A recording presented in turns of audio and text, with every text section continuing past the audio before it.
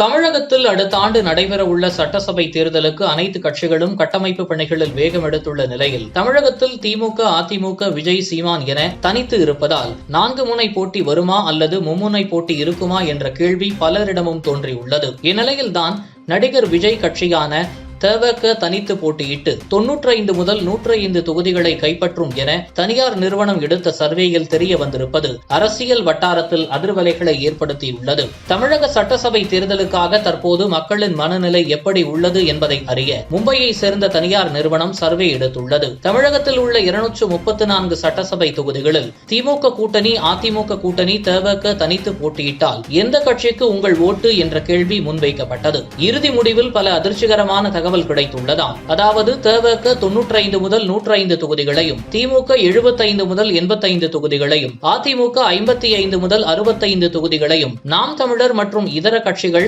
5 முதல் 10 தொகுதிகளையும் கைப்பற்றும் என்றும் தெரிவிக்கப்பட்டுள்ளது. ஓட்டு சதவீதம் அடிப்படையில் தவக முதலிடத்திலும், திமுக 2வது இடத்திலும், அதிமுக 3வது இடத்திலும் கிடைத்துள்ளன. முதல்வர் வேட்பாளர் அடிப்படையில் கிடைத்த சர்வேயில் முதல்வர் ஸ்டாலினுக்கு முதல் இடமும், விஜய்க்கு 2வது இடமும், எடப்பாடி பழனிசாமிக்கு 3வது இடமும் கிடைத்துள்ளன. சாதி அடிப்படையில் எடுக்கப்பட்ட சர்வேயில் முக்குலத்தோர் சமுதாயத்தில் அதிமுகவுக்கு 44%, தவகவுக்கு 34%, திமுகவுக்கு 17% ஆதரவு உள்ளது. வன்னியர் சாதியில் தவகவுக்கு 39%, அதிமுகவுக்கு 36%, திமுகவுக்கு 19% கிடைத்துள்ளன.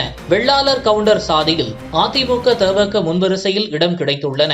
இந்த சர்வே தமிழக அரசியல் வட்டாரத்தில் சலசலப்பை ஏற்படுத்தியுள்ளது. இந்த சர்வே திமுகவுக்கு தெரியவர திமுக 2வது முறையாக ஆட்சியை அமைக்கலாம் என எதிர்பார்த்து கணக்கு போட்டு வரும் வேளையில் கருத்து கணிப்பு சற்று அதிர்ச்சியை கொடுத்துள்ளதாம். தமிழகத்தில் கூட்டணி இருந்தால்தான் வெற்றியை பெற முடியும் என்ற சூழ்நிலையில் விஜய்க்கு தற்போது வரை கூட்டணி இல்லாமல் தனித்திருப்பதால் இந்த சர்வே தவகவுக்கு அதிர்ச்சியை கொடுத்திருப்பதாகவே கூறப்படுகிறது. அதிமுக மற்றும் பிஜேபி கூட்டணியை விட தவக அதிக ஓட்டுகள் வாங்கும் என்று கூறுவது மிகவும் மோசமான ஒன்று. தற்போது திமுக எதிர்ப்பலைகள் அதிகமாக வருவதால் அது விஜய் பக்கம் போகலாம் என கூறுவது நம்பக்கூடிய ஒன்றல்ல. மேலும் மக்களின் மனநிலை எப்படி வேண்டுமானாலும் மாறலாம் என கருதப்படுகிறது. இதுபோன்று முக்கிய நிகழ்வுகள், அரசியல் தகவல்களை ஆழமாகவும் மாறுபட்ட கோணத்திலும் அறிந்து கொள்ள மறக்காமல் உங்கள் IND தமிழ் 24x7 பக்கத்தை பின்பற்றிக் கொள்ளவும். உங்கள் ஒவ்வொரு ஆதரவும் இதுபோன்று பல நிகழ்வுகளின் பின்னணியை அறிய உதவும்.